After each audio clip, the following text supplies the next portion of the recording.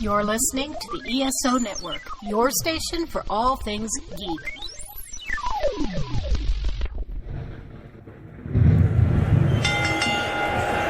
The following podcast is scheduled for one fall. Coming in at 195 pounds from Studio A, he is the reigning, defending, undisputed host of the Ring of Thunder, Sexy Thor! What's up, Thunderverse? It is draft time, but of course first we've got to roll on through some things, of course, that being the builds up to the Crown Jewel pay-per-view that, like it or not, is here on its way in about 2.5 weeks. And to continue on the more bummer news, today is actually the 2-year anniversary of the premiere of Friday Night SmackDown. And on top of that, makes it the 2-year anniversary since Brock Lesnar ended Kofi Mania in 6 seconds. And then we had to deal with some just horrible World Championship booking for like up until April 2020. And, you know, to add insult to injury, on my 2021 WWE calendar that I'm looking at here right now, it's got Kofi Kingston as that month's wrestler. And it's just like, oof, feels like kind of a backhanded insult. It's just like, what did Kofi do to you, calendar makers? But it is what it is. That's the past. It sucked. We got through it.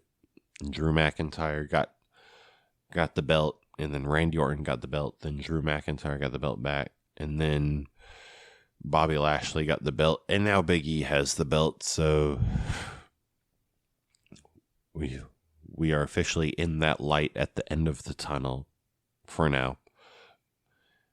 And so going on to some of the builds, or some of the matches that's going to be happening at Crown Jewel. We have Becky Lynch, Sasha Banks, and Bianca Belair in a triple threat for the SmackDown Women's Championship at Crown Jewel. And on the main event of SmackDown, there was a WrestleMania main event rematch of Sasha Banks versus Bianca Belair. And, you know, you'd think that rematch would get a lot more promotion and advertisement, but nope, that was pretty much announced in the show. But Sasha ended up defeating Bianca because Becky grabbed Bianca's braid, like, sort of secretly, and then Sasha rolled her up and got the 1, 2, 3, and then Charlotte came in and booted Sasha and Bianca. And I guess this would have been something to tell you, like, while or after I told you about the draft results, but whatever. And then Charlotte was raising her Raw Women's Championship in the ring, and Becky was raising her SmackDown Women's Championship at the commentary table to end the show. And part of me was very happy to see it, and part of me had all the fear that something's going to happen, like Becky loses her title or something, and we don't get Becky and Charlotte running it back at Survivor Series. So, I don't know. We'll just have to see. But holy shit, Becky was just hilarious at commentary. And she pointed out some interesting things. She gave herself a couple of new names, like Becky Biceps and Becky Quadriceps, on top of Big Time Bex, which she's been rolling with for weeks now. And also, she pointed out that, hey, technically she'd never lost the Raw Women's Championship, so, you know, like, she in a way is still Becky Two Belts.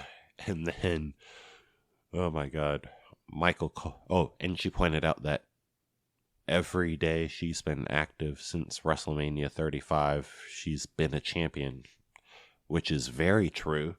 And yeah, technically very true, and that made me very happy to realize that. And then at one point, and this is what really got me, and I couldn't even do it justice. You got to just go out of your way to watch this clip, but Michael Cole's sitting there and just pointing out or explaining to Becky that, you know, if the rules of a triple threat, the champion doesn't have to be pinned or submitted to lose. So Sasha could pin Bianca to win your title or the other way around. And Becky just, she just stopped and looked at Michael Cole and was just like, Michael, I know what a triple threat is. I became Becky 2 belts off a triple threat.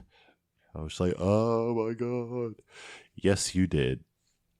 So all of that was hilarious. And of course, I talk about how much I love WrestleMania 35 and pretty much how that Becky Charlotte Ronda match is overall one of my favorite, if not my absolute personal favorite match, like ever out of all the matches I've ever seen. So to see that get so much shine on that episode was pretty terrific and made me all sorts of happy. And so I'm also wondering where it's going to go with Charlotte, because Charlotte's opponent slate is currently clean as she defeated Doudrop on Raw, granted with some distraction from Eva Marie. And we thought her and Alexa was probably going to run it back like at some point in the near future, but maybe not, because it's actually been confirmed that Alexa's been written off TV for sinus surgery, and she might be getting married right afterwards. I don't know. And another match we have for Crown Jewel is RK Bro versus AJ Styles and Omos for the Raw Tag Team Championship. So I guess we'll see if Randy's at that one. Also, not even advertised ahead of time. I mean, it is now for tonight's Raw, but it wasn't last week. But yeah, Goldberg just had a little message from his home that he's pretty much ready to kill Bobby Lashley now for what he did to Gage at SummerSlam. Doesn't matter that Bobby doesn't have a title anymore. He's just out for good old-fashioned revenge. Oh, speaking of Lashley, it seems like, oh my God, WWE actually realizing their mistakes and trying to fix it. But it appears that the Hurt Business is back, because in the first of 2 matches that Biggie and Bobby had on Raw, Shelton Benjamin and Cedric Alexander came out of nowhere wearing their Hurt Business shirts, just sort of standing ringside, you know, probably ready to do some funny business. And then the New Day came out from behind and attacked them because they knew what those guys were probably up to. And of course, got that match thrown out. And then Adam Pearce was like, no, that's not going to end like that. They're going to face again in a steel cage. Which, I mean, did its job for the most part. But the Hurt Business still came up and was like, they climbed the cage trying to prevent Big E from climbing over and escaping for the win. And then the New Day, of course, came back out and fought them. So it's going to be interesting. Oh, and Seth Rollins just straight up broke and entered into Edge's home because Edge was in the ring and because he said he would be at SmackDown. And Seth showed up on screen and the camera panned out to show that he was actually at the Copeland's home, Edge and Beth Phoenix and their daughters over in Asheville, North Carolina. And he was pretty much just taking a whole ass tour of Edge's house and sitting at their table and drinking orange juice and sitting in their chair by the fireplace. And, you know, of course, Beth and the girls weren't home, so it was just pretty much Seth just being like, look at all this, wow. And then Edge just like hops out of the ring and runs like hell to the back, and then later we see him on the phone with Beth. Apparently Beth and the girls were out grocery shopping, so he was just like no, just don't go home. Go to your brothers. I'll have Daniel and David circle the property and keep an eye out. And those may just sound like names to you, but if you know other North Carolina wrestlers are, in particular tag teams, and you look up people's real names, you realize Daniel and David are the names of Cash Wheeler and Dax Harwood of FTR, who are also from North Carolina. Nope, I believe they're either from Asheville or definitely somewhere in western North Carolina. And of course they're friends with Edge, and they've played a part in helping him train to get back to competition from when he was getting back to the ring a couple years ago. So yeah, Edge just pretty much name dropped without obviously name dropping them AEW wrestlers on WWE television. Fucking brilliant. And speaking of AEW, it was the Rochester show that was meant to be Brody Lee's debut well over a year and a half ago. But this is just pretty much a nice Brody Lee tribute show. Most importantly, the Dark Order reunited after weeks of internal strife and teamed with Orange Cassidy against the Hardy family office. But at one point, the infighting started to flare up again, and Evil Uno, Stu Grayson, and Colt Cabana almost walked out when Amanda Huber, -1, Anna Jay, and Ty Conti walked out and convinced them to go back in there for Brody. So they did, and the Dark Order and Orange Cassidy proved victorious. Also, on side note for the Hardy family office, R.I.P. Jack Evans' hair. And even though, despite rumors and reports and all that, Bray Wyatt did not make his AEW debut early there, which, was actually the right decision, because that would have taken away from the focus of this being for Brody, and I know none of those parties would have wanted that. And also he'll probably end up at Impact anyway, but Forbidden Door and all that doesn't mean he won't ever go to AEW, but yeah, we'll see, because his contract, maybe this will be a little countdown watch, but his contract, or his 90-day no-compete thing, ends on the 29th, which is 25 days away. So, guess we'll see. It would sure be a shame if a spooky character who is allowed to sign with somebody right before Halloween, didn't get to re-debut until, right after Halloween. I mean, hello, the timing is just perfect in and of itself. But whatever. Oh, and because of everything going on with Malachi Black, Arn Anderson decided he doesn't want anything to do with Cody Rhodes anymore. So we all thought Cody was probably going to be turning heel and betraying Arn or Lee Johnson or somebody. But no, Arn and Lee just straight up turned their back on Cody. And Arn specifically said, he said, Cody, you're the type of person, if you get carjacked, you'll just get out of the car, raise your hands up, and be like, oh, please don't hurt me, sir. Okay, this is pretty much in context what he said. It's not exactly what he said. And then he said, and this is the part that really got everybody like, what? And he said, I'm the kind of person that if a carjacker comes to me in my car, I'll reach for the Glock and I'll blow his head off. Just like, woo, intense. It's not the wrong move at all, but woo. So yeah, Arn Anderson is now officially Armed Anderson to me.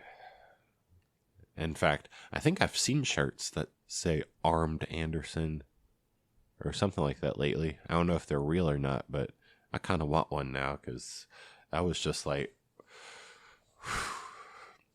that was like some next level shit. And finally, a little announcement. The King of the Ring tournament is coming back, but not only is the King of the Ring tournament coming back, but the Queen's Crown tournament is coming back, both on October 8th, and will probably continue through and have their finals at fucking Crown Jewel. But you know what? It'll be all right as long as they finally get Xavier, or as long as they finally crown Xavier Woods King of the Ring. It's time. He's been campaigning for this forever. He campaigned for the G4 gig, and he got it. Now, give this man King of the Ring so he can continue being an inspiration to us all. And in fact, while we're on the subject, Queen's Crown Tournament, if you want to just go ahead and crown Liv Morgan, then yeah, then we'll forgive you for like all this stop-start pushiness that you've been doing to her the last couple of years. I mean, of course, she's now feuded with Carmella so many times, but I was just like, you know, in some weird way, that's actually kind of progress for Liv Morgan's TV time and like where she stands in the company, because it's like, it used to be she would just sporadically show up on TV and I'll be like, ooh, but now she's getting to the point with Carmella that every time they have another rematch, I'm just like, ugh. But I was just like, well, shit, if I'm getting tired of a feud that Liv Morgan is in with all those rematches, then in some weird way that's actually good, because that means Liv is getting enough TV time and being on TV enough that there actually is a feud that they're beating me over the head with, which is more TV time than she's gotten in like the last year or so, especially at this consistent rate. So yeah, I wish she would finally move on from Carmella, which they'll probably face each other again in the Queen's Crown tournament, and then hopefully that be it. But we'll see.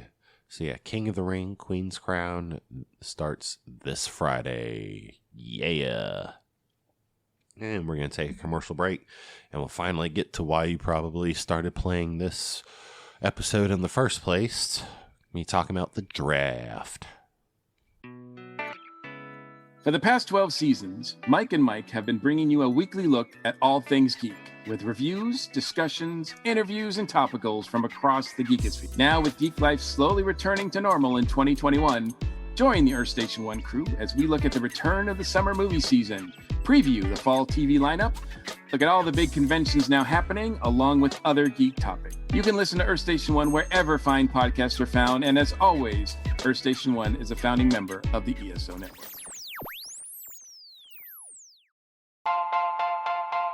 How did watchdog groups with no experience in television take a controlling interest on Saturday morning television? When did Wonder Woman make her animated debut? Want to know why there were two competing Ghostbuster shows? How Atari changed the Saturday morning landscape? How did networks compete over similar genres at the same time? Find out all of this and more on the Best Saturdays of Our Lives podcast. A proud member of the ESO Network. Hello. Have you ever wondered how much Jerry Siegel and Joe Shuster sold Superman's rights to DC for? Or which popular football star was Sam Wilson the Falcons' physical appearance based on? You can find all that and more at the History of Comic Books podcast, a podcast dedicated to the creators, events, history, and the companies that made the great comic book medium. Hosted and created by your friendly neighborhood JT Wheatley. Please give it a listen at iTunes, Spreaker, Stitcher, and all our podcasting platforms. Thank you, and go ahead and enjoy yourself a good comic book. Hey guys, gals, and non-binary pals. It's Amanda Bones. And I'm Ashley. Of How to Talk to Your Friend About Wrestling, the podcast on the Count Out Wrestling Podcast Network, a weekly show where we talk about all of our favorite things, babes, blood, and brutality. We also talk about other fun things, like is Kenny Omega finally too tan? And how much blood is too much blood? Because that looks like way too much blood. So join us on the adventure of teaching me, Amanda Bones, about wrestling. Do you like podcasts? Then you're gonna hate Thunder Talk. Tasteless subject matter. Mature humor. Contempt for our co-hosts. Unapologetic social views. Edgy music. And total irreverence for the nerd junk we love. Are all reasons why No one. No one should listen to Thunder Talk. Find us on the ESO network. and all podcasting platforms. Or don't. Whatever. And we're back in a quick aside, which I guess deserves a little bit more time than just being a quick aside. But, you know, all this stuff do fit in this here episode. But on the main event of Dynamite, Sammy Guevara defeated Miro to become the new TNT Champion. So now he can make good on buying Fuego, that new car, if he so wishes. And his first opponent is actually Bobby Fish. So that raises all sorts of interesting possibilities, as considering now Bobby Fish in the same company as Adam Cole again. I don't know. Are they going to have a wonderful feud like Adam Cole and Kyle O'Reilly did back in NXT? Is Bobby Fish going to join the Super Elite and Cole and Fish on the same side yet again? I don't know, but this is just one of many intriguing possibilities that just makes present day wrestling just so awesome. So, finally, on to the draft. It was, this time it was Adam Pearce and Sonya Deville at the podium reading off all the different sort of draftees or whatever. So they were both Roger Goodell here.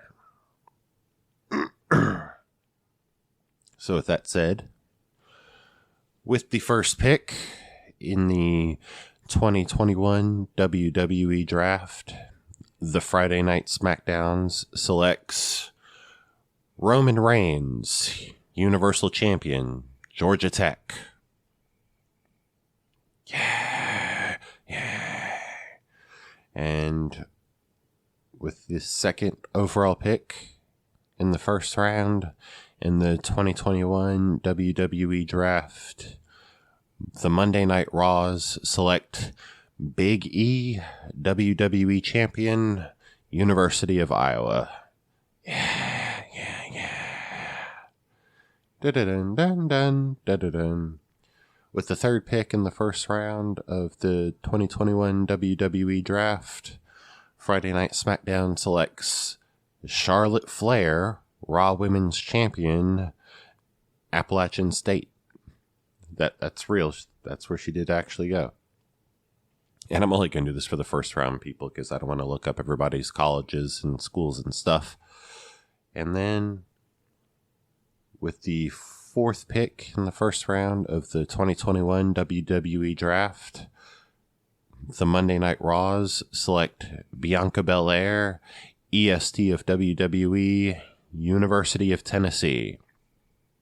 Yeah. And the second round, SmackDown selects Drew McIntyre. So I guess, and it's funny because after Drew, well, okay, we'll just break it all down afterwards. I mean, Roman and Big E, no big real surprise, but Charlotte was just like, what? And Bianca going to Raw is like, what? So that brings up all sorts of intrigue for that upcoming SmackDown Women's Championship match, like I was talking about earlier. So, Drew McIntyre's going to SmackDown. RK with the second pick of the second round. RK Bro is staying at Raw with their Raw Tag Team Championships. With the third pick in the second round, SmackDown selects The New Day. So once again, Big E is on a separate brand from Kofi Kingston and Xavier Woods. And then with the final pick in the second round, Monday Night Raw selects Edge. So yeah, Drew McIntyre's pretty much done all he can on Monday Night Raw. So yeah, this is definitely overdue or right on time as far as the switcheroo goes. So he's going to have a whole new slate of opponents and feels super fresh. And hey, I will never not hate, or I will never not love any Roman versus Drew. And of course, RK Bro, pretty obvious. The New Day separating from Big E again. I mean, they're only gone physically. In spirit, the three of them are always together. And Edge going to Raw, super psyched about this, because that just means the dream matches keep rolling. Like, you know, with Edge being on SmackDown, we got him and Roman, and him, Roman, and Daniel Bryan. And, of course, we're about to hit the rubber match of him versus Rollins. So, on the path of all these Edge dream matches with current superstars, it's about that time for us to get Edge versus AJ Styles. Holy shit. In the third round, SmackDown selects Happy Corbin and Madcap Moss, who's not exactly a new guy. He's a new character, but he's an older, familiar-ish face. If you remember Riddick Moss showing up on TV very sporadically over the last couple of years.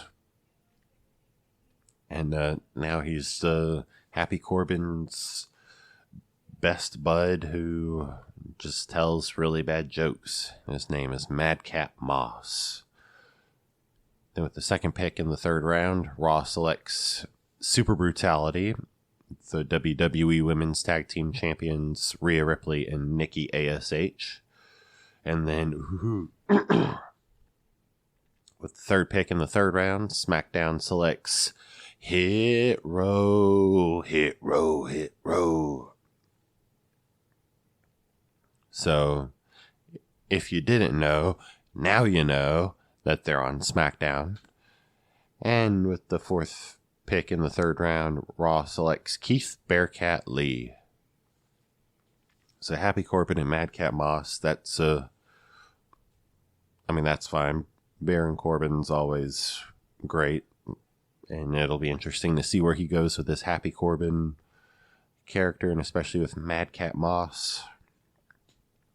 I mean, Ripley and Nikki ASH, they're the current champions until Shotzi and Nox win those titles from them, hopefully soon. But I mean, that's always cool. But ooh, Hit Row coming to SmackDown. I would be very surprised if that didn't mean that Santos Escobar will be winning the North American Championship like within the next few weeks. And yeah, I'm glad this amazing young group is going to the show that actually knows how to use its stars. And Keith Bearcat Lee going to Raw, I know confused a lot of people, but apparently the Bearcat name is a tribute to a wrestler from the 50s who refused to work in matches and shows that were segregated. So if you want Keith Lee to be a heel, nicknaming him after someone as incredible as that, probably not a great way, but just whatever. Please start using Keith Lee. I mean, he'll turn face eventually because he's just like, he can't not. He's like a great dude. And of course, with this nickname of Bearcat and the meaning behind it, it's just fantastic. So I mean, hopefully this is just like a upward trajectory for Keith Lee regardless. And in the 4th round, with the first pick, much to Sonya Deville's chagrin, SmackDown selects Naomi. And then with the second pick in the 4th round, Monday Night Raw selects Rey and Dominic Mysterio so they can go bicker with each other over there. With the third pick in the 4th round, SmackDown selects Jeff Hardy, which I was just like, oh yes, the show that actually knows how to use people. This is going to be awesome. And then later on, Jeff Hardy was going to Kayla Braxton for an interview, and then Brock Lesnar came up and Jeff just slinked back out of camera, which I was just like, yeah, that's not good. And Brock Lesnar announced that he is a free agent thanks to his good friend Paul Heyman, which then it showed the Bloodlines locker room and Paul Heyman just being like, and Roman was looking at that kind of side-eyed while also wondering why the hell the Usos haven't been drafted to SmackDown yet, and he's very concerned if they get drafted to Raw, so that's some extra drama for tonight, the final part of the draft. And then in the 4th pick, in the 4th round, Monday Night Raw selects Austin Theory. So I've got all the faith in the world in the kid, even though it sucks he's no longer part of the way. Or maybe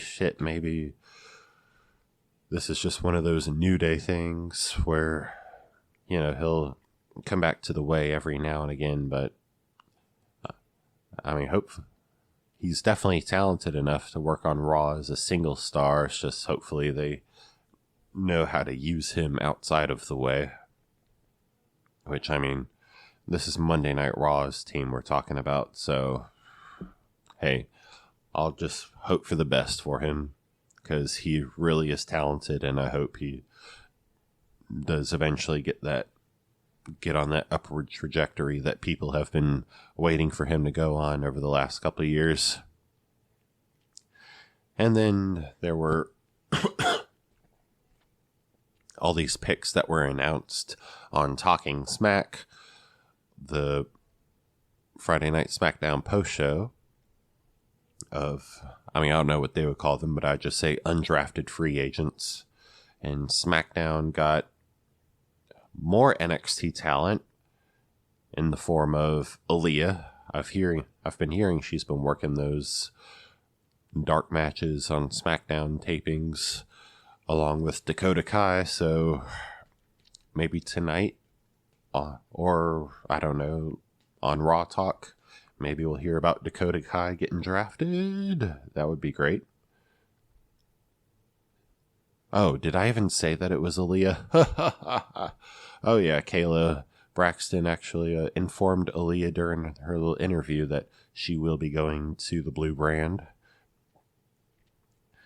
Also going to the Blue Brand is Drew Gulak, so he's, I guess, no longer part of the 24/7 shenanigans, which is fine. The last time Drew Gulak was on the Blue Brand, he was Daniel Bryan's rival turned mentor, and that was like the greatest push that Drew Gulak has ever had. We don't know if that's going to be the case now that obviously Daniel Bryan has gone to All Elite, but we'll see. And another pick is Mace, so that pretty much splits up Mace and T-Bar, which is bummer because I actually enjoyed them as a pair, even if the faction that they came from was kind of all over the place. Number 4 is Mansoor. Number 5 is Mustafa Ali. Don't know why they didn't just get drafted as a tag team. That's pretty much what they've been, but whatever. And finally, SmackDown took Toni Storm. So here's the hoping the next 12 months will definitely be her rocking the Blue Brand. Also, congratulations to her because she goes over the weekend. Her boyfriend, Juice Robinson, proposed. So they are now engaged to be married. And this is the same Juice Robinson that is a part of FinJuice. And Raw's undrafted free agents were 24/7 champion Reggie, Akira Tozawa, Alpha Academy, Chad Gable and Otis, Apollo Crews and Commander Aziz, Dewdrop, Drake Maverick, John Morrison, T-Bar, Nia Jax, R-Truth, and Zelina Vega. So, God, I just got struck with all the fear that Alpha Academy is just going to end up being part of the 24/7 bullshit, but hopefully, because RK Bro versus, like, Randy Orton and Riddle versus Chad Gable and Otis would be fucking baller, okay? But I'm just, like, had this sudden fear that they're going to be in the 24/7 shenanigans. Also, if Damian Priest stays on Raw as United States Champion, there's some real potential here with Apollo Crews joining the Red Brand. Because Priest versus Crews is some matchup we haven't seen, and both of them are fucking incredible. Also, with T-Bar going solo, I also have all the fear that T-Bar is just going to be thrown in with the 24/7 shenanigans, but I'm trying to think, did we ever see Damian Priest versus Dominic Dijakovic in NXT? They were in there pretty much at the same time in 2018 and 2019. But for the life of me, I don't know if they've ever wrestled each other. But if they haven't, they should wrestle each other instantly. Like, Priest should put away, I don't know, he put away Sheamus for good last Monday, so Priest doesn't really have any competitors right now. But I don't think him and T-Bar are going to start a feud tonight. All these draft picks actually won't even take effect until the day after Crown Jewel on Friday the 22nd. So we got plenty of time of speculation while we see all these current feuds through. So yeah, that's pretty much what's what over on night 1 of the draft. And night 2, where's Becky gonna go? Where is Seth Rollins gonna go? Oh, where are the Usos gonna go? And how will Roman react? Whew. Should be a very, very interesting Raw tonight. And with that said, that's the 1, 2, 3. Thanks for locking up with me in the Ring of Thunder. Kick butts, not nuts. Welcome to Dr. Geek's Laboratory. Dr. Geek here with another reminder that the ESO Network is pro-science and pro-vaccine. We urge you to be a superhero and protect yourself, your family, and your fellow geeks around the world. Don't be fooled by the forces of evil and their anti-science misinformation campaign. Consult the latest CDC guidelines, your doctor, and get the COVID vaccine today. This has been a broadcast of the ESO Network. Be part of the crew and help support our shows by donating to our ESO Patreon or by shopping at the TeePublic store, which can all be found at www.esonetwork.com. The ESO Network, your station for all things geek.